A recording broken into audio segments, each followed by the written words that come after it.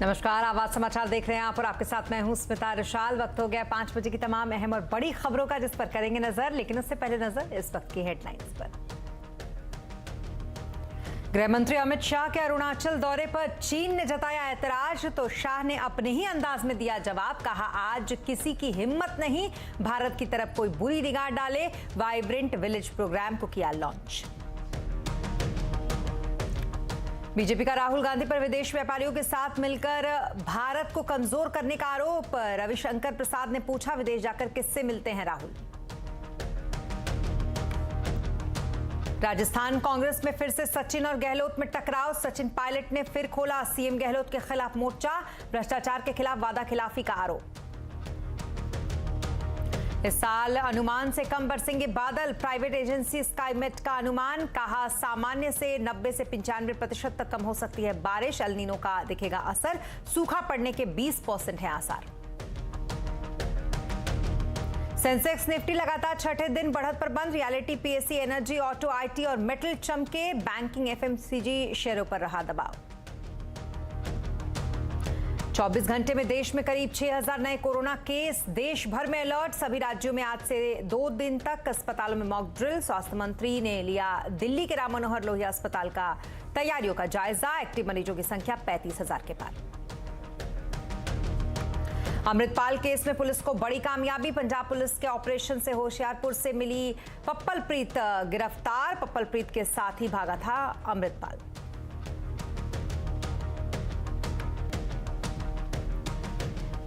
और खबरों की शुरुआत करेंगे गृह मंत्री अमित शाह से, जिन्होंने अरुणाचल पर चीन से तनातनी के बीच गृह मंत्री अमित शाह 2 दिनों के अपने अरुणाचल के दौरे पर पहुंचे हैं। इस दौरान उन्होंने एक वाइब्रेंट विलेज प्रोग्राम को लॉन्च किया और इसके अलावा आईटीबीपी के जवानों को भी यहां पर संबोधित किया।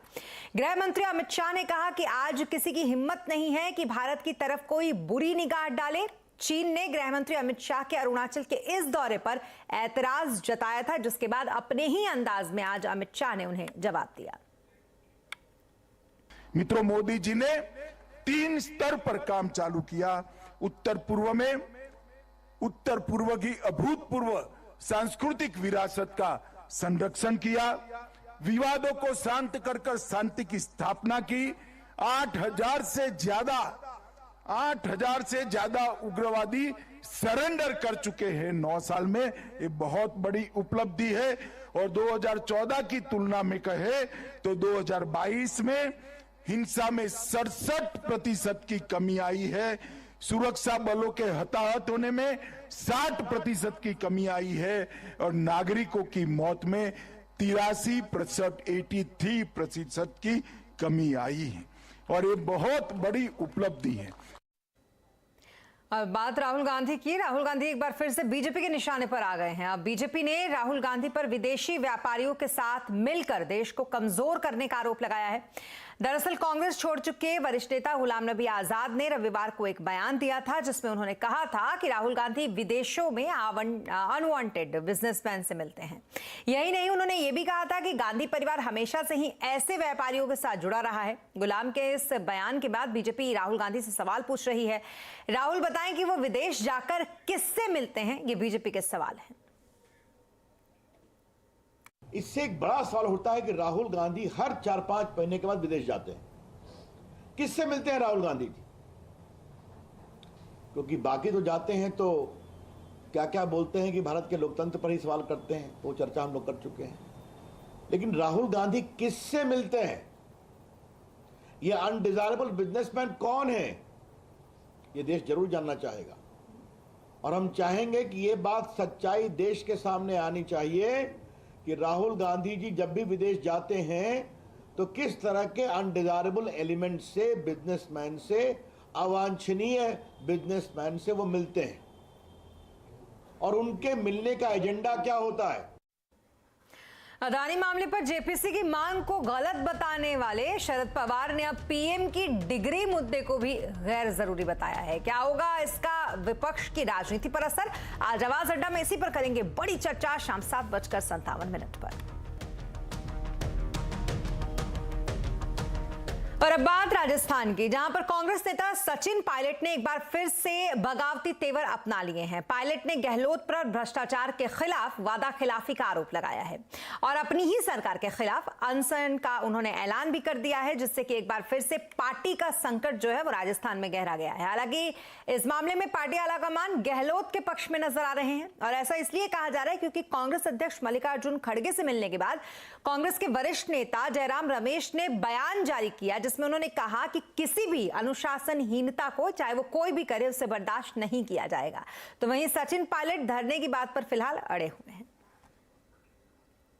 मैंने तो चिट्ठियां लिखी और आज साल भर से ज़्यादा हो गया। आज का प्रकरण नहीं है, क्योंकि मैं इस बात को लेकर बहुत लंबे समय से चिंतित था, तो इसलिए मैं समझता हूँ बहुत ज़रूरी है, लेकिन दुर्भाग्यवश अभी तक इस पर कार्रवाई हुई नहीं है। एक सुझाव ये भी था कि पार्टी की साख बचाए रखने के लिए पार्टी के नेताओं द्वारा दिए गए आश्वासन और भाषण ऐसे ना लगें कि हम सिर्फ चुनावी रोटी सेकने के लिए झूठे मूठे आरोप लगाते हैं और सत्ता में आने के बाद हम सब भूल जाते हैं। तो ये सुझाव भी मैंने लीडरशिप को दिया था, लेकिन अभी तक इस पर कार्रवाई हुई नहीं है। ये हम सब जानते हैं, जनता जनार्दन है और हर पार्टी को अपनी बात पर विश्वास कायम कराने के लिए प्रमाण देना जरूरी है। तो इसीलिए अपनी बात को लेकर मैं शहीद स्मारक पर 11 अप्रैल को ज्योतिबा फूले जी की जयंती है, उस दिन एक दिन का अनशन रखूं। और अब बात करेंगे अमृतपाल केस की, जिसमें पुलिस को बड़ी कामयाबी मिली है। अमृतपाल के करीबी पप्पल प्रीत को पुलिस ने होशियारपुर से गिरफ्तार कर लिया है। पंजाब पुलिस और पंजाब काउंटर इंटेलिजेंस ने पप्पल प्रीत को पकड़ने के लिए एक जॉइंट ऑपरेशन चलाया था और इसके बाद इसमें कामयाबी भी मिली। दरअसल पप्पल प्रीत अमृतपाल के साथ ही भागा था और फरार होने के बाद से पप्पल प्रीत हमेशा अमृतपाल के साथ ही वो नजर आया। पप्पल प्रीत सिंह बीते कुछ सालों से सोशल मीडिया पर काफी सक्रिय था। उसने अपने फेसबुक, इंस्टाग्राम, ट्विटर अकाउंट फिलहाल बंद कर दिए हैं। बीते 1 महीने से उसने अपने यूट्यूब अकाउंट पर भी कोई नया वीडियो अपलोड नहीं किया है।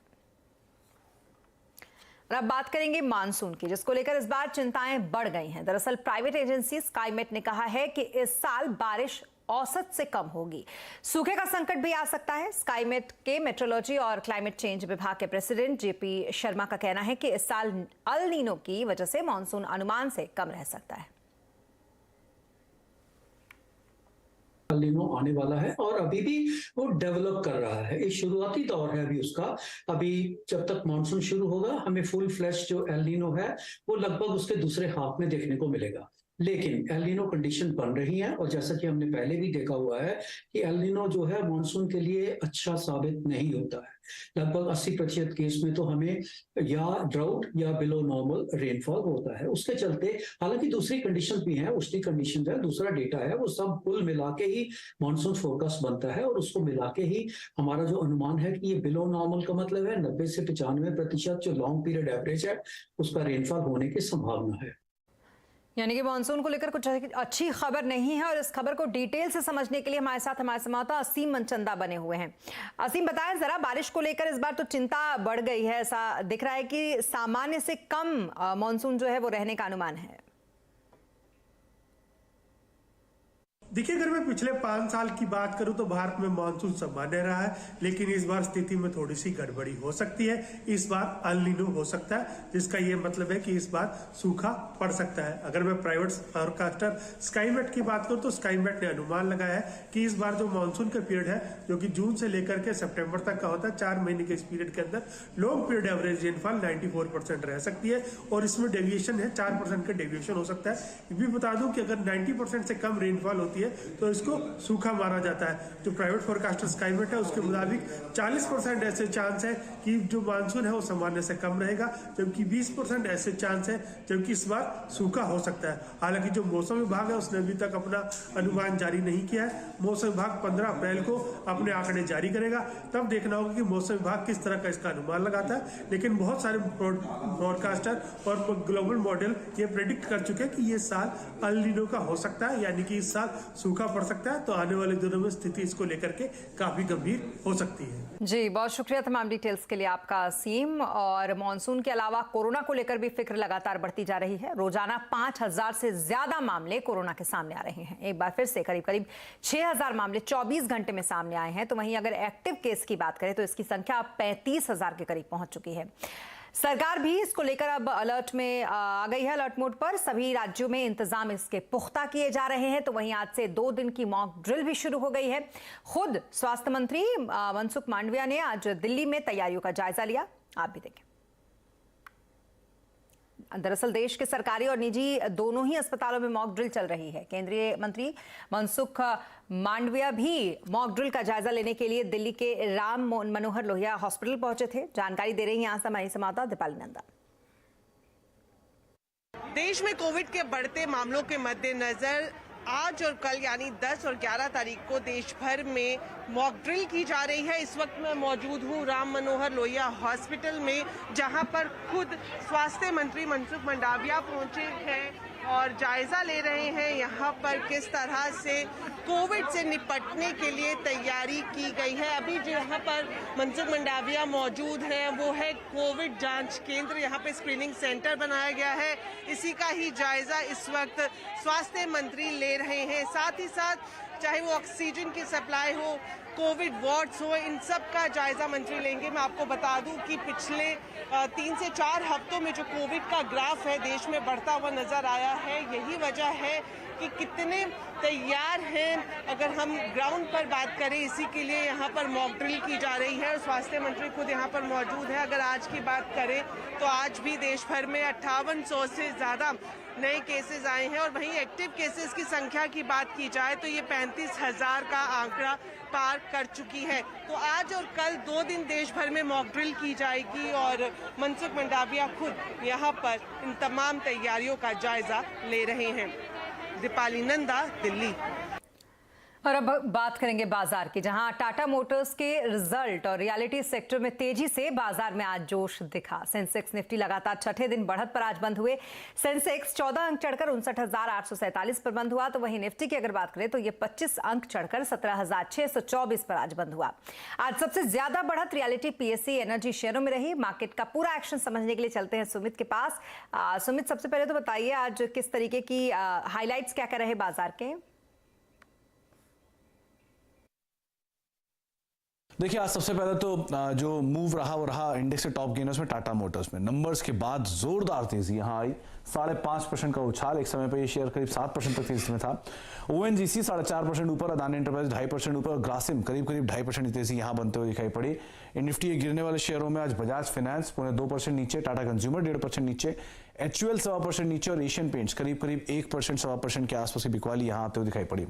मिड कैप में गोदरेज प्रॉपर्टीज लीड कर रहा था। Q4 के अपडेट के बाद 9% की तेजी। प्रेस्टीज एस्टेट 6.5% ऊपर, पीएफसी, आरईसी दोनों में तेजी थी और कजारिया सेरामिक 4.5% की तेजी यहां पर आते हुए दिखाई पड़ी। गिरने वाले शेयरों में TTML, Petronet LNG, Sumitomo chemical और सुप्रीम इंडस्ट्रीज 1 से लेकर 5% तक का फॉल यहां आता दिखाई पड़ा। आज स्टार सेक्टर था रियल स्टेट, तो गोदरेज प्रॉपर्टीज 9%, प्रेस्टीज 6.5%, डीएलएफ 6% और ब्रिगेड करीब 4% का उछाल यहां पर आता हुआ दिखाई पड़ा।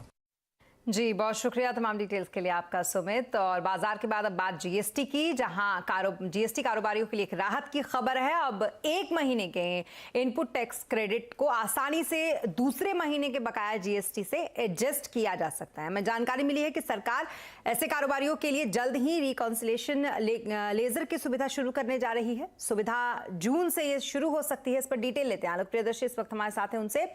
आलोक, जरा बताइए जीएसटी कारोबारियों के लिए ये राहत की खबर किस तरीके से है? बिल्कुल, देखिए, ये इतनी बड़ी राहत है कि इस समस्या के चलते करीब 50 से 55 हजार कारोबारियों को जीएसटी नोटिस इशू हो चुका है, so called notice GST department की तरफ से, और उसकी वजह से वो काफी परेशान चल रहे थे। लिहाजा सरकार ने, जो हमारे सूत्र बता रहे हैं, कि इसको लेकर एक रिकंसिलिएशन लेजर की शुरुआत करने की तैयारी कर रही है। जिसके बाद अगर आसान भाषा में हम कहें तो ये होगा कि अगर पिछले महीने अगर आपका कोई इनपुट टैक्स क्रेडिट बनता है तो उसका इस्तेमाल करके आप इस महीने अपना जीएसटी पेमेंट कर सकेंगे। ये बहुत आसान तरीके से हो जाएगा, क्योंकि रिकंसिलिएशन लेजर में जो उनका 2A होगा उसमें सारी एक इनपुट टैक्स क्रेडिट की डिटेल दिखती रहेगी। वहां से अब आसानी से वो पेमेंट कर सकेंगे। अभी तक ये सुविधा नहीं थी, जिसकी वजह से जो कारोबारी थे उनका जो ऑपरेशनल खर्चा था वो बढ़ जाता था, क्योंकि उनके खाते में दिख रहा है इनपुट टैक्स क्रेडिट, लेकिन वो इसका इस्तेमाल जीएसटी पेमेंट में नहीं कर सकते थे। उनके लिए एक्स्ट्रा फंड का अरेंजमेंट करना पड़ता था, और अगर इसमें कोई गड़बड़ी हो जाती तो उनको शो कॉज नोटिस आ जाता था। तो कुल मिलाकर 50 से 55 हजार नोटिस ऐसे इशू हो चुके थे। उसको देखते हुए सरकार ने ये एक नई सुविधा शुरू करने की तैयारी कर ली है और हमें जानकारी मिल रही है कि ये सुविधा जो है मई के एंड तक या फिर जून के पहले हफ्ते में शुरू हो जाएगी। ये एक बहुत बड़ी राहत कारोबारियों के लिए होगी, उनके ऑपरेशनल खर्चे को लेकर भी, नोटिस जो मिलने के बाद समस्याएं होती थी उसको लेकर भी, और जो इस तरह के जो GSTR 1 और GSTR 3B के भरने के बीच में जो मिसमैच होता है उसको लेकर। तो एक बड़ी राहत GST कारोबारियों को मिलने वाली है मई जून तक। जी, बहुत शुक्रिया तमाम डिटेल्स के लिए आपका आलोक। और 5G के बाद अब देश में स्पेस ब्रॉडबैंड क्रांति आने वाली है। नई स्पेस पॉलिसी से सरकार ने देश में सैटेलाइट के जरिए जो ब्रॉडबैंड सेवाएं हैं उन सेवाओं को देने का रास्ता आसान बना दिया है। इससे अब विदेशी सैटेलाइट को देश में आसानी से ऑपरेट कर पाएंगी।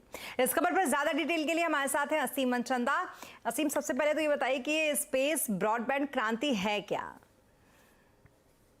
देखिए, गुरुवार को कैबिनेट ने नई स्पेस पॉलिसी को हरी झंडी दी है। इस नई पॉलिसी के तहत भारतीय स्काई को पूरी तरह से ओपन कर दिया गया।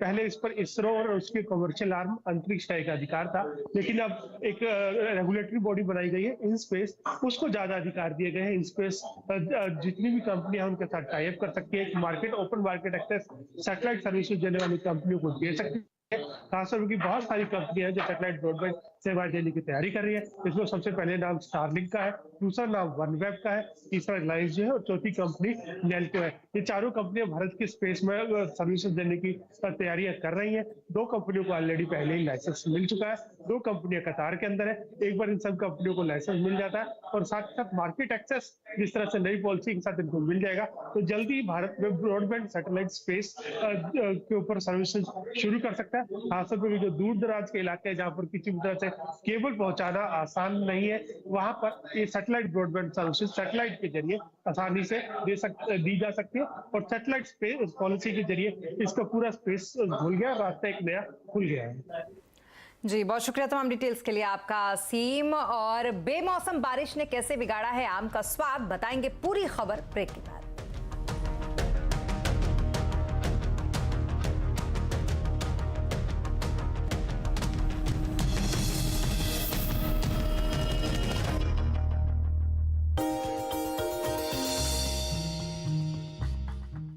डू यू नो में आज हम बातचीत करेंगे कोलगेट के बारे में। दरअसल ये रोज बरोज इस्तेमाल होने वाला कोलगेट एक्चुअल में एक मल्टीनेशनल प्रोडक्ट है। ये इंडियन कंपनी नहीं है और इसकी शुरुआत 200 साल पहले विलियम कोलगेट साहब ने की थी।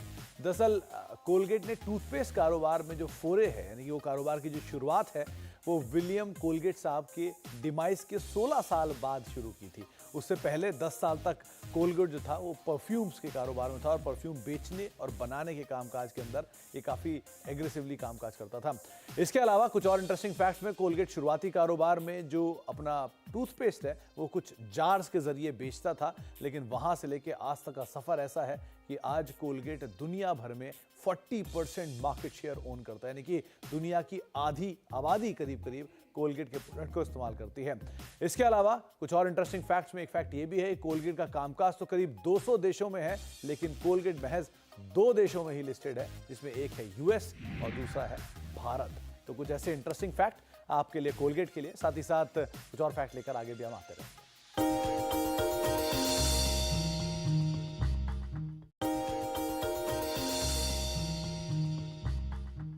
डू यू नो में आज हम बातचीत करने वाले हैं अमारा राजा बैटरीज के बारे में। दरअसल इस कंपनी से रिलेटेड बहुत सारे इंटरेस्टिंग फैक्ट हैं, लेकिन सबसे इंटरेस्टिंग फैक्ट तो इस कंपनी के नाम के साथ ही शुरू हुआ था। दरअसल इस कंपनी का जो नाम है अमारा राजा, वो एक्चुअल में जो एग्जिस्टिंग प्रमोटर हैं उनके ग्रैंड पेरेंट्स के नाम पर लिया गया था। जहाँ पर कंपनी के जो जयदेव गाला साहब हैं, उनके ग्रैंड पेरेंट्स में उनकी माता जी का नाम था अमरावती और साथ साथ राजगोपाल नायडू, इन दोनों को मिला के कंपनी का नाम अमारा राजा बना है। बहुत सारे रोचक तथ्यों में से एक इंटरेस्टिंग फैक्ट ये भी है कि देश की हर तीसरी गाड़ी की बैटरी जो है वो अमर राजा बैटरी बनाती है, यानी हर तीसरी गाड़ी जो पावर्ड बाय है वो अमर राजा बैटरी है। साथ ही साथ सिंगापुर की हर दूसरी गाड़ी जो है वो powered by Amar Raja battery है। इसके अलावा कुछ और इंटरेस्टिंग फैक्ट्स में, एक देश का सबसे मजबूत और सबसे बढ़िया टैंक अर्जुन टैंक, इसकी भी बैटरी अमर राजा की तरफ से ही प्रोवाइड किया जाती है। और अमर राजा बैटरी का ना केवल ऑटोमोबाइल में कामकाज है, बल्कि रेलवेज, डिफेंस, टेलीकॉम जैसे कई सारे और सेक्टर हैं जिस पे कंपनी का भी कामकाज है, तो कई सारे रडार्स के लिए भी कंपनी बैटरीज प्रोवाइड कराती है। इसके अलावा एक और इंटरेस्टिंग फैक्ट ये भी है कि देश का हर तीसरा टेलीकॉम टावर जिससे आप मोबाइल की कनेक्टिविटी पाते हैं, उन टेलीकॉम टावर की बैटरीज को भी अमर राजा बैटरी ही बैटरी प्रोवाइड कराता है। साथ ही साथ अमर राजा बैटरी ना केवल गाड़ियों के लिए, ऑटोमोबाइल के लिए, नेटवर्क्स के लिए, रेडार्स के लिए, टेलीकॉम के लिए, रेलवेज के लिए बैटरीज प्रोवाइड कराता है, बल्कि कुछ इंटरेस्टिंग फैक्ट में ये भी एक फैक्ट है कि अमर राजा बैटरी ताजमहल के लिए, अगर ताजमहल की जो बैटरीज हैं उनको भी अमर राजा बैटरी ही प्रोवाइड कराता है। ये वर्ल्ड के 7 वंडर्स में से एक वंडर है जिसको अमर राजा बैटरी प्रोवाइड करता है, फिर पावर सर्विसेज प्रोवाइड कराता है। इसके अलावा ना केवल इतना, बल्कि प्रेसिडेंट हाउस को भी अमर राजा बैटरी की तरफ से ही बैटरीज प्रोवाइड की जाती हैं फॉर पावर बैकअप्स। तो ये एक और रोचक तथ्य है, यानी कि अलग अलग सेक्टर्स के साथ साथ कई सारी हिस्टोरिक और बड़ी बिल्डिंग्स के लिए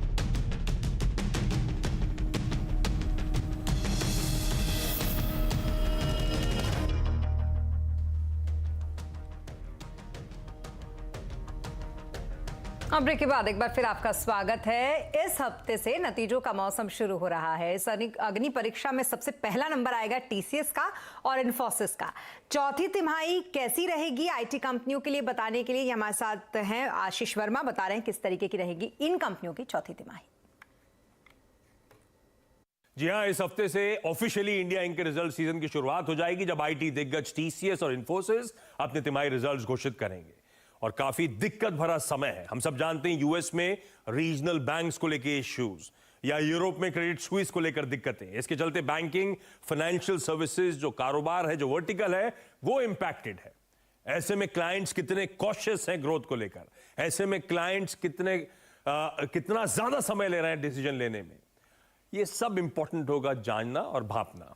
लेकिन जहां तक इस क्वार्टर परफॉर्मेंस की बात है, मैंने कोशिश करी है कि दिग्गज आईटी कंपनीज के थ्रू समझाने की कोशिश करूं किस तरह की ग्रोथ एक्सपेक्टेड है।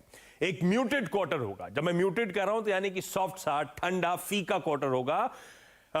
सीजनली वीक क्वार्टर होता है मार्च क्वार्टर आईटी कंपनीज के लिए, क्योंकि समय लगता है आईटी कंपनीज को के क्लाइंट्स को अपने बजट डिसाइड करने में। ये समय होता है जब वो बजट डिसाइड कर रहे होते हैं, उसकी अनसर्टेनिटी होती है, ऊपर से ये सब मैक्रो हेडविंड्स हैं इस समय। तो एक्सपेक्टेड है कि -2% से +1% के बीच कांस्टेंट करेंसी की ग्रोथ होगी। इंडिविजुअल कंपनीज का परफॉर्मेंस आपकी स्क्रीन पर है। टीसीएस अच्छा करेगा, इन्फोसिस का परफॉर्मेंस फ्लैट देखने को मिलेगा। इसके बाद इंपॉर्टेंट है मार्जिन्स, और मार्जिन्स में 2 फैक्टर एट प्ले हैं। पहली चीज कि एट्रिशन रिड्यूस हो रहा है कर्मचारियों का, वो टैलेंट को लेकर कंपनियों के बीच में होड़ जो लगी हुई थी वो रिड्यूस हो रही है, वो मार्जिन्स के लिए अच्छी खबर है। पर इस बीच ट्रैवल बढ़ रहा है, वीजा पे खर्च बढ़ रहा है, प्लस ग्रोथ ठंडी है, उसका दबाव मार्जिन्स पे देखने को मिलेगा। ऐसे में टीसीएस मार्जिन्स एक्सपैंड करके दिखाएगा। कोई इन्फोसिस, कोई विप्रो, कोई टेक महिंद्रा के मार्जिन्स फ्लैट रहेंगे। एचसीएल टेक के केस में मार्जिन्स दबते हुए दबाव में नजर आएंगे, पर इसका भी सर्विसेज बिजनेस मार्जिन्स इंप्रूव करके दिखाएगा। सबसे इंपॉर्टेंट आउटलुक, और उसमें ज्यादातर मेरे ख्याल से ब्रोकरेजेस जो हैं वो एनालिस्ट एक्सपेक्टेशंस कट करेंगी रेवेन्यू एस्टिमेट्स के, क्योंकि बैंकिंग फाइनेंशियल सर्विसेज को लेकर दिक्कतें आ रही हैं। वो बेक इन करने की कोशिश करेंगे जो अनसर्टेनिटी अब आती हुई ग्लोबल एनवायरनमेंट में। जो एक्सपेक्टेड है किसी इन्फोसिस से, एचसीएल टेक से फाइनेंशियल ईयर की गाइडेंस, जो एक्सपेक्टेड है किसी विप्रो से Q1 की गाइडेंस, वो आपकी स्क्रीन पर है। ठंडा परफॉर्मेंस इस बार एक्सपेक्ट करिए Q4 में आईटी कंपनीज की तरफ से, और ज्यादा इंपॉर्टेंट मैनेजमेंट की कमेंट्री, क्या समझ पा रहे हैं वो क्लाइंट से बातचीत करके, क्या भाप पा रहे हैं डिमांड को लेकर, आउटलुक को लेकर, बजट्स को लेकर, वो ज्यादा इंपॉर्टेंट होगा। नई शिक्षा नीति के तहत स्कूलों में सिलेबस से लेकर एग्जाम तक बदलने लगा है। देखिए इस बदलाव पर एक सार्थक चर्चा कंज्यूमर अड्डा में शाम 5:57 पर।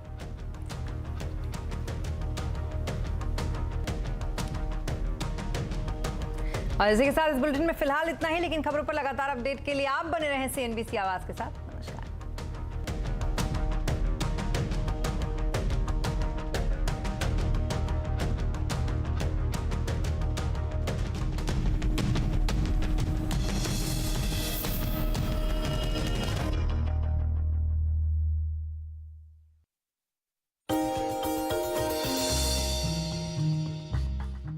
डू यू नो में आज हम बातचीत करने वाले हैं डीएलएफ की, दिल्ली लैंड एंड फाइनेंस। ये इस कंपनी का फुल फॉर्म है और ये सबसे पुरानी रियल एस्टेट कंपनियों में शुमार है। 1946 में इस कंपनी की शुरुआत हुई थी और चौधरी रघुवेंद्र सिंह साहब ने इसकी शुरुआत की थी।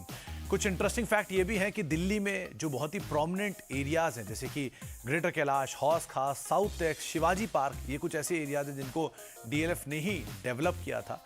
और कुछ और इंटरेस्टिंग फैक्ट्स में, कंपनी का आईपीओ आया था 2007 में और उस समय का सबसे बड़ा आईपीओ के तौर पे शुमार था। जो कंपनी के मालिक हैं कुशल पाल सिंह साहब, वो एक ज़माने में इस कंपनी को 27 लाख रुपए में बेचने को बिल्कुल तैयार ही हुए थे, लेकिन फिर उन्होंने वो फैसला वापस ले लिया और आज ये कंपनी करीब करीब 1 लाख करोड़ रुपए की वर्थ रखती है। जनरल इलेक्ट्रिक पहली सबसे बड़ी ग्लोबल कंपनी थी जो कि इस कंपनी के lease office space DLF city में आने वाली थी और उसके बाद धीरे धीरे कई नाम जैसे British Airways, American express, Nestle, IBM, ये कुछ ऐसे नाम थे जो कि बाद में आते हुए दिखाई पड़े। तो ये कुछ इंटरेस्टिंग फैक्ट डीएलएफ से रिलेटेड, आगे भी कुछ और फैक्ट लेकर आते हैं।